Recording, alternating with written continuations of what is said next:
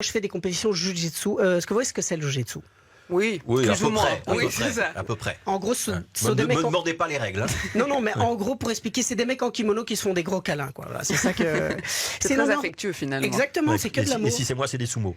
C'est toi qui le dis. C'est une ambiance très bizarre, en fait, les compétitions de Jiu-Jitsu, parce qu'il y a des mecs, en effet, torse nu, bodybuildés, tatoués. En fait, on dirait un enterrement de vie de jeune fille, mais sans les jeunes filles. Voilà, c'est ça le.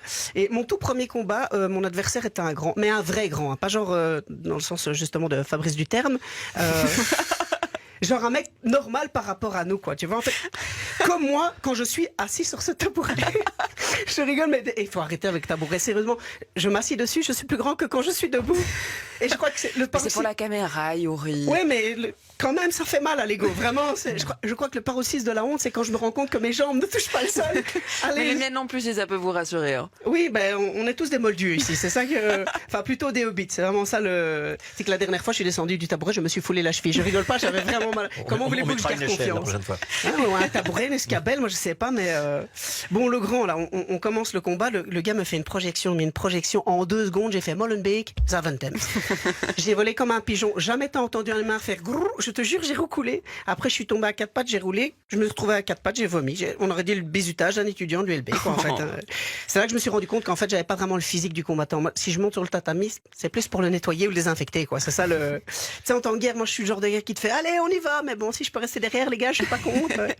Et là où j'ai vraiment pu tester mon niveau de lâcheté, c'est il y a pas longtemps, j'ai eu une altercation en voiture. Les gens très nerveux en voiture ces derniers temps, je trouve. Et en 2 secondes, c'était un couple.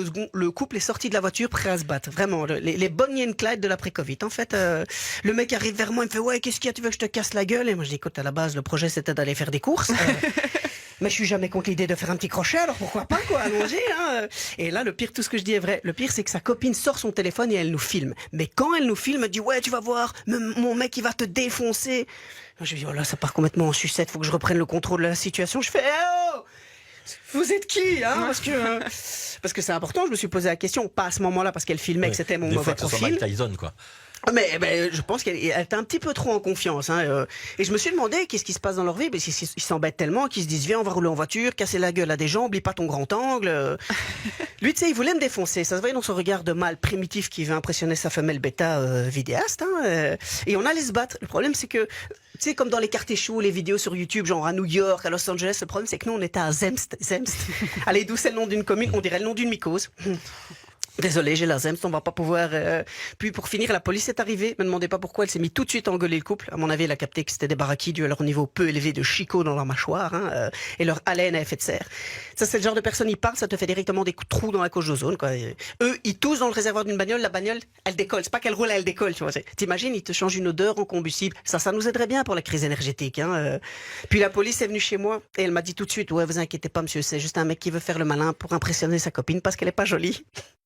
Je vous jure que c'est vrai. Moi, je savais pas quoi faire l'information, mais j'ai tenté un truc, j'ai fait, bah ouais, qu'est-ce que ça aurait été si elle avait été jolie?